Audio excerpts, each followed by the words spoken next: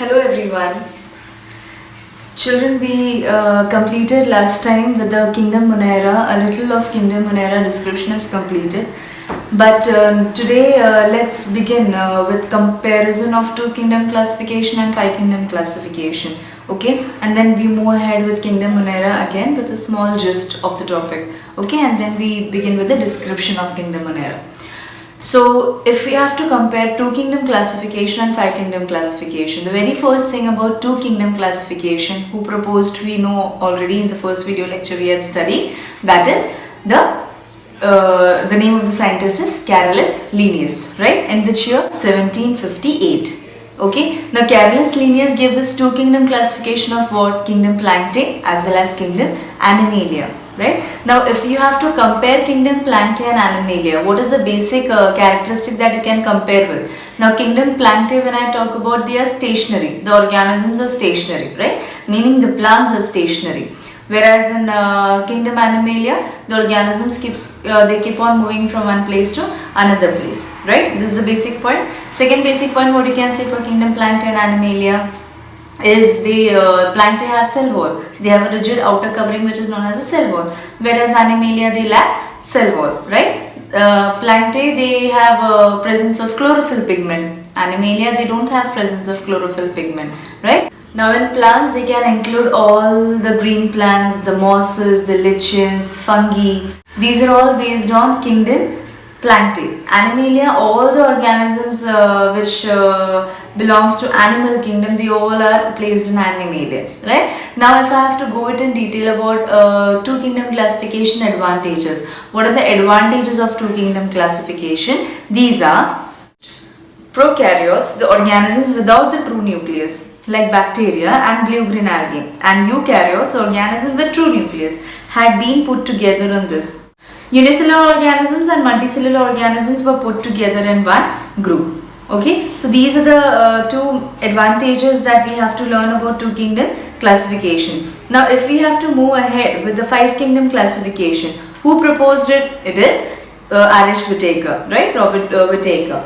Now when I have to talk about 5 kingdom classification, now Robert Whittaker, he actually classified the 5 kingdom classification on the basis of some criteria, on some characteristic features. Now what are these? Whether the organisms are prokaryote or eukaryote, whether the organisms are unicellular or multicellular, whether the organisms are autotrophic and heterotrophic, that is a mode of nutrition, some about the complexity, right? So these are the characteristic features that Whittaker took into consideration in the year 1969. Now putting into all these points, he classified the organisms based on 5 kingdom classification, that is Kingdom Monera, Kingdom Protista, Kingdom Fungi, Kingdom Plantae and Kingdom Animalia, right?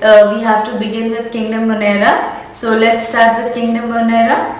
As we have already studied in the last video lecture, Kingdom Monera has only bacteria that has its members, meaning bacteria is only member of this Kingdom Monera. Okay, and they are most abundant microorganisms on earth. They are the smallest, that you can say microscopic, right? And they are almost everywhere on the earth, and they can survive in any climatic condition or any favorable conditions that you can see, right? And what are the important features that you can say for Kingdom Monera? They are unicellular, prokaryotic organisms, and they also lack membrane bound organelles. Okay, and these are some of the simple structure. Now when I say simple structure and a complex structure, now what do you mean by a simple structure and a complex structure? Now when I say a human body is a complex structure. Why? Because we have cells, we have tissues, we have organs, we have organ system. All these comprises what? A complex human structure, right? So our body is complex. Now comparatively, when I say bacteria body is simple, which means it doesn't have such complex structures that as a human or as an animal it has, right? Next one. Now when I have to talk about the nutrition for Monera, it is autotrophic as well as heterotrophic. Autotrophic, we already know, the organisms that prepare their food by themselves, right? That do not depend on others. Well, heterotrophic are the organisms that depend on others for their food. We are heterotrophic, right? All the green plants come under autotrophic, except some cases. Next, autotrophic. Here you can classify into photoautotrophs, meaning photoautotrophs. The word photo means what they use sunlight for their energy, right? Second one, chemoautotrophs. Now chemoautotrophs meaning what? Chemo, the word means chemical that derive energy from the chemical reaction. Next, heterotrophic, it is free living. One is symbiotic, one is parasitic. Now when I have to say symbiotic, it is having relationship with other organism, beneficial relationship. Parasitic meaning the one that feed on the host organism. Now we are the host for the bacteria or for the organisms that live, like for example the ticks in our hair. These are kind of parasites that you can say. Why? Because they live on the hair of the human and they suck in the blood of the human. So we are the host for that particular organism, right? So they are acting as a parasite, meaning that depend on the parasites are the one that depend on the other organism's body for the food. Fine. So how you can differentiate with the nutrition? It is autotrophic and heterotrophic. And when I have to autotrophic, they are classified into photoautotrophs, chemoautotrophs. And when I have to say about heterotrophic, they are classified into three. That is free living, symbiotic, parasitic. Okay. Now these Monera, the kingdom Monera, these are also known as decomposers. Okay, in biosphere that you can say. And they have been put into different categories as well. In the previous video lecture, we have already gone through the shapes of the bacteria, like what we can say cocci, then bacillus, then spirilla, yes, and then vibrio, okay, comma shape. So these are the four shapes of the bacteria that we classified for kingdom Monera. Now how would the classification actually can be explained for kingdom Monera? The classification is, kingdom Monera is classified as archaebacteria and eubacteria. Now when I say archaebacteria, it is ancient bacteria. When I say eubacteria, it is true bacteria. And eubacteria can further be divided into cyanobacteria, that is blue-green algae, and other several groups of bacteria. Now when I have to say it in detail about an archaebacteria, as I said, it is also known as what, the ancient, or you can say the oldest bacteria.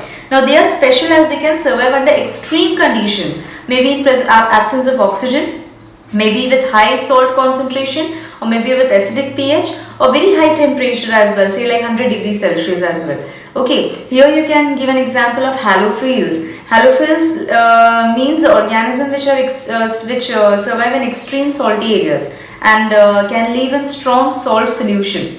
Second example that you can give is methanogens, which is marshy, which lives in the marshy areas. Now what do they do? They produce methane gas and found in plenty in marshy areas, and it is also found in the gut of the ruminant animals. Ruminant animals like you can say cows and buffaloes. The next example that you can give is, the third is thermoacidophils, meaning the organisms that live in the hot springs. It is found in the hot sulfur springs at high temperature for around 80 degrees Celsius to 100 degrees Celsius. Okay, now they are able to survive in extreme conditions due to the presence of unique cell wall that differs from the other bacteria. And the cell wall consists of what? Polysaccharides and protein. So the organisms which you can give an example for archaebacteria is what? Methanogens, halophils and thermoacidophils. All of these three organisms, they live in particular area wherein they can survive to utmost any conditions, right? Maybe with the hot springs, maybe with the temperature, maybe with the acidic pH, etc. Next we'll go to is the eubacteria.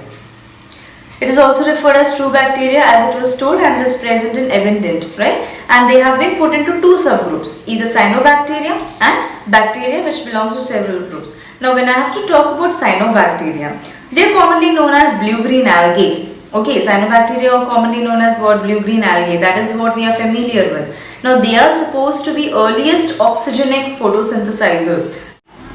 They have chlorophyll A similar to green plants and are photosynthetic autotrophs.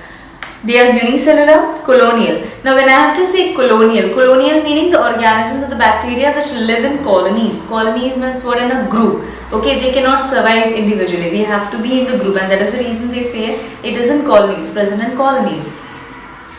And they are marine as well, sometimes terrestrial algae that you can say. Their colonies are generally surrounded by gelatinous sheet, and they often form blooms in polluted water bodies.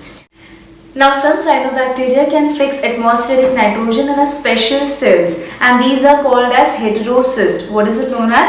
Heterocyst. They are of great economic importance as well, this cyanobacteria. Okay, now how is the movement of the cyanobacteria? Now they do not have a flagella. So how do they move? They move like a gliding. They have a movement of gliding or pendulum like movements. Okay, so this is how the cyanobacteria move from one place to another. Here you can give an example of nostoc, then Anabaena, then you can give an example of spirulina. Now Anabaena and nostoc both are atmospheric, they fix atmospheric nitrogen. Whereas spirulina, they make protein rich food. So this was about cyanobacteria, blue-green algae. The next category of eubacteria is the bacteria, several groups of bacteria. Now when I have to talk about a bacteria, they are the smallest organisms, meaning they are microscopic, right? They are unicellular, microscopic and small organisms, and they vary greatly in shape. Okay, now bacterial cells are generally surrounded by a capsule or a slime layer under which there is a presence of cell wall in it. Now this cell wall, what does it contain? It contains material which is known as peptidoglycan or murin, that you can say, that gives protection against the chemical and the mechanical injury. Generally we know the function of a cell wall is for protection towards the cell. In the same way here also the cell wall which is made up of a murin or a peptidoglycan. This is helping in what? Mechanical injury or a chemical injury to a cell. Okay. Now the genetic material is in the form of what? Single circular DNA. Now cytoplasm appears granule-like structure or granular due to the presence of food or lipid or some glycogen granules as well. Now here many bacteria may have flagella, some may have pili or fimbriae. Okay, now this fimbriae is what? The hair-like projections on the surface which helps in movement. Okay, now bacteria could be autotrophic or they can be heterotrophic as well. Now if it is autotrophic, they could be photoautotrophic or they could also be a chemosynthetic autotrophic. Now we already studied what is photoautotrophic and what is chemosynthetic autotrophic, right? And when I have to talk about heterotrophic, now it can be in majority of types like a symbiont or a majority are saprophytes. Now when I have to talk about saprophytes, they are the major decomposers in nature and play an important role in recycling of nutrients. Okay, now when I have to talk about symbionts, you know symbionts example you can give is what? Rhizobium, which is found in the roots of the leguminous plants like what? The pea, and they also fix nitrogen, atmospheric nitrogen. Then parasites you can give an example for heterotrophic as well. The number of them the pathogens which causing damage to the human beings, crops, farm animals and pets, they cause a number of diseases here. A bacteria can reproduce in several ways. It can reproduce through spore formation by binary fission. Now under unfavorable condition they reproduce by spore formation. The bacterial spores can withstand extreme condition and germinate under the favorable conditions and become active cells again. Now bacteria can show sexual reproduction as well, which is known as conjugation. Now what do you mean by conjugation? The DNA is transferred from one bacterium to the another bacterium. If I have to include another type of a prokaryote, I can include mycoplasma. We have to learn about mycoplasma here. Mycoplasma, they are the smallest known prokaryotes and they lack a cell wall. Hence they can change shape easily and they can also survive without oxygen. Now here many mycoplasmas are pathogenic in animals and plants.